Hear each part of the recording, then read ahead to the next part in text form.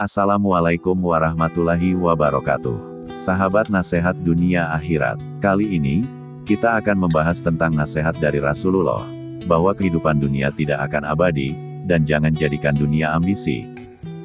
Semoga dengan merenungi pesan dan nasihat Rasulullah Shallallahu Alaihi Wasallam, kita menjadi istiqomah dalam beramal dan beribadah. Hadis tentang kehidupan bahwa dunia ini hina. Dari Zain bin Sabit, seorang sahabat Nabi Shallallahu Alaihi Wasallam, beliau berkata, aku mendengar Rasulullah Shallallahu Alaihi Wasallam bersabda, siapa yang dunia menjadi keinginan terbesar di hatinya, maka Allah akan cerai beraikan urusannya. Dan Allah Subhanahu wa Ta'ala jadikan kefakiran di antara kedua matanya, dan dunia tidak mendatanginya kecuali yang dituliskan saja untuknya. Dan siapa yang akhirat itu menjadi niat utamanya, keinginan terbesar di hatinya akhirat, Allah akan kumpulkan urusannya untuknya, dan Allah akan jadikan kekayaan di hatinya dan dunia akan mendatanginya dalam keadaan dunia itu hina di matanya. Hadis riwayat Ibnu Majah. Subhanallah, saudaraku sekalian, hadits ini mengetuk pintu-pintu orang yang dunia itu menjadi sesuatu yang besar di hatinya. Karena sudah kita jelaskan, Allah dan Rasul-Nya selalu menggambarkan dunia itu sesuatu yang hina, bukan sesuatu yang sifatnya besar. Sudah kita bacakan hadisnya bahwa, dunia itu bagaikan bangkai kambing. Dalam hadits yang lain Rasulullah mengumpamakan dunia itu bagaikan kotoran manusia. Dalam hadis yang lain Rasulullah Shallallahu Alaihi Wasallam menyebutkan bahwa, sayap nyamuk lebih berharga daripada dunia. Rasulullah Shallallahu Alaihi Wasallam mencela orang yang keinginan terbesar di hatinya itu ada dunia. Rasulullah Shallallahu Alaihi Wasallam bersabda, siapa yang dunia itu menjadi pikiran terbesar dia, keinginan terbesar dia adalah dunia, dunia, dan dunia. Apa yang terjadi dengan orang seperti ini? Allah Subhanahu wa Ta'ala akan cerai beraikan urusannya. Apa maksudnya? Allah cerai beraikan urusannya. Artinya Allah cerai beraikan kekuatan dia. Orang yang dunia adalah yang terbesar di hatinya, pasti akan menjadi orang yang mudah putus asa, ketika ditimpa musibah. Orang yang menjadikan dunia sebagai urusannya, hatinya akan penuh dengan penyakit-penyakit hati, seperti cinta dunia yang berlebihan, penyakit dengki, demikian pula rakus, bahkan sampai tingkat menghalalkan yang haram demi untuk mendapatkan dunia dia. Orang yang terbesar di hatinya adalah dunia, sulit sekali dia untuk ikhlas. Dia akan ikhlas jika ternyata ada kepentingan dunia, itu pun juga ikhlasnya bukan karena Allah 100%, tapi ada niat yang kedua. Ketika dia salat, niat terbesar dia dari perbuatan salat, supaya dapat dunia. Bukan tidak boleh kita meminta dunia, karena meminta dunia dalam berdoa diperbolehkan. Bedakan antara niat beribadah dengan berdoa. Kalau kita berdoa meminta kepada Allah dunia, silahkan. Tapi kalau kita berniat ibadah motivasi terbesar kita dari salat kita, dari sholawat kita adalah dunia, maka ini yang tercela. Makanya Allah Subhanahu wa Ta'ala mengancam orang yang menginginkan dunia dari amal salihnya. Allah berfirman dalam surat Hud ayat 15-16. Barang siapa yang menginginkan kehidupan dunia dan perhiasannya, kami akan berikan apa yang dia inginkan dari amalannya tersebut tanpa dikurangi. Tapi apa alasan buat dia di akhirat?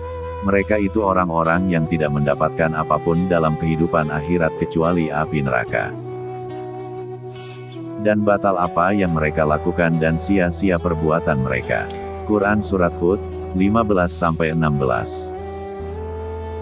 Ternyata, orang yang beramal soleh, tujuannya karena berharap dunia, di mana keinginan terbesar di hatinya adalah dunia, Allah menyebutkan di akhirat dia tidak mendapatkan apapun kecuali api neraka.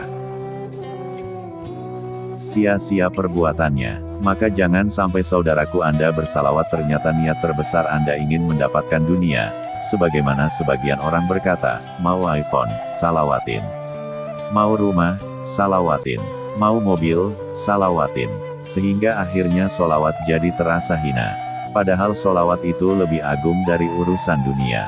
Dunia di mata Allah Subhanahu wa Ta'ala itu hina, sedangkan solawat di mata Allah itu mulia. Bukan berarti kita tidak boleh berdoa minta dunia, doa bedakan dengan niat dari beribadah. Berdoa memang tempatnya minta, dan itu pun Allah mencela orang-orang yang berdoa yang isinya 100% hanya dunia. Allah Subhanahu wa Ta'ala berfirman, di antara manusia ada yang berdoa, wahai Rabb kami, berikan kepada kami dunia, sementara akhirat tidak ada bagian dalam doanya tersebut.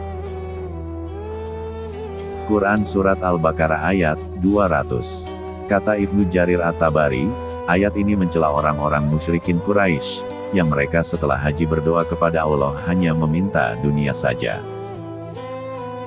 Sementara banyak di antara kita ternyata isi doanya dunia 100%. Sudah begitu, menjadikan niat ibadahnya pun juga mendapatkan dunia.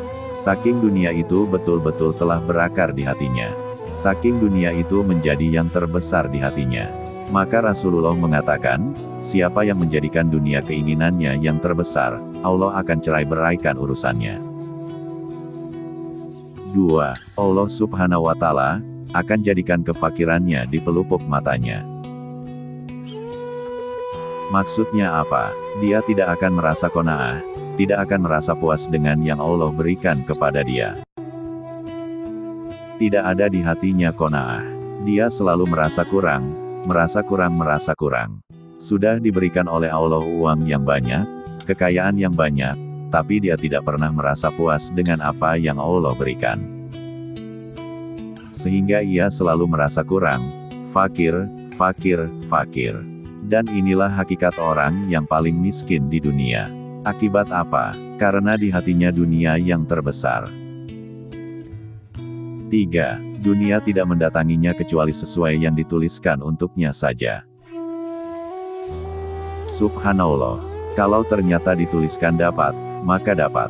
Tapi kalau dituliskan untuknya tidak dapat, maka tidak dapat. Oleh karena itulah kalau ada orang yang salat duha dan tujuan, motivasi terbesar di hatinya adalah untuk meraih dunia. 1. Ia pasti mendapat dosa, tidak mendapat pahala sama sekali. 2. Yang dia inginkan tersebut belum tentu Allah berikan. Karena Rasulullah mengatakan dalam hadis ini, dunia tidak akan mendatanginya kecuali sesuai yang dituliskan untuknya saja. Sudah begitu, Allah akan jadikan hatinya lemah. Allah cerai beraikan urusannya. Karena orang yang sangat mengharapkan dunia, dia menjadi orang yang kurang ibadahnya kepada Allah Subhanahu wa Ta'ala. Bahkan kalau ia disuruh kepada Allah dan kehidupan akhirat, ia selalu menjawab, jangan akhirat terus. Dunia dan akhirat harus seimbang. Sementara ia sendiri tidak bisa seimbang. Makanya kita lihat para pencari dunia, para pecinta dunia, selalu berpaling dari akhirat. Sebaliknya, para pencari akhirat tetap diberikan oleh Allah dunia. Kemudian Rasulullah Shallallahu Alaihi Wasallam bersabda, siapa yang akhirat itu menjadi niat utamanya. Subhanallah. Artinya seseorang keinginan terbesarnya adalah akhirat. Dia memandang dunia itu hina, dia memandang dunia itu sesuatu yang rendah. Di hatinya akhirat segala-galanya, dia mengharapkan surga Allah, dia takut dari neraka Allah Subhanahu wa Ta'ala. Karena dia sadar di dunia tidak akan lama, pasti kembali kepada Allah dan kembali kepada kehidupan akhirat, pasti itu, pasti. Maka ia jadikan keinginan terbesarnya akhirat. Apa yang akan didapatkan oleh dia? 1. Allah akan kumpulkan urusannya kepada dia. Artinya Allah akan berikan kekuatan pada hatinya itu. Di mana orang yang menginginkan kehidupan akhirat itu yang terbesar, kesabarannya luar biasa. Ketika ditimpa musibah, ia sabar. Karena ia berharap kehidupan akhirat. Ketika diberikan kenikmatan ia bersyukur. Kenikmatan tidak menipu ia dari mensyukuri Allah Subhanahu wa Ta'ala. Karena ia sadar bahwa nikmat ini semua akan menjadi hisab pada hari kiamat. Sementara keinginan terbesar dia ingin mendapatkan akhirat, yaitu surga Allah Subhanahu wa Ta'ala. Tawakalnya kuat kepada Allah Subhanahu wa Ta'ala. Dia tidak pernah berputus asa di saat ditimpa musibah dan kesusahan. Kenapa? Karena ia sadar dunia hanya sementara. Sementara akhirat itulah tujuan terbesarnya. Dia akan bening hatinya dan penuh keikhlasannya. Karena yang ia harapkan akhirat, bukan pujian manusia, bukan pula kehidupan dunia. Berbeda dengan orang yang dunia terbesar di hatinya. Kalaupun ia berceramah, niat dia ingin terlihat alim. Kalaupun ia salah ternyata tujuan dia ingin disebut ahli ibadah. Ketenaran itu keinginan terbesar dia ingin masyhur, dia ingin disebut ulama, dia ingin disebut orang yang hebat, karena dunia itu terbesar di hatinya. Tapi orang yang menjadikan akhirat itu yang terbesar di hatinya, bagi dia ketenaran tidak penting. Bagi dia pujian manusia tidak penting. Dia menganggap itu semua hina. Karena itu semua bisa menghalangi ia dari kehidupan akhirat.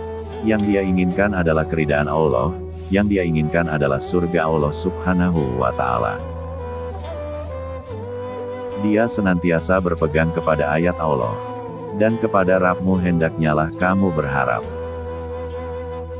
Demikianlah nasihat-nasihat dari Rasulullah, agar kita tidak terpaku kepada gemerlapnya perhiasan dunia.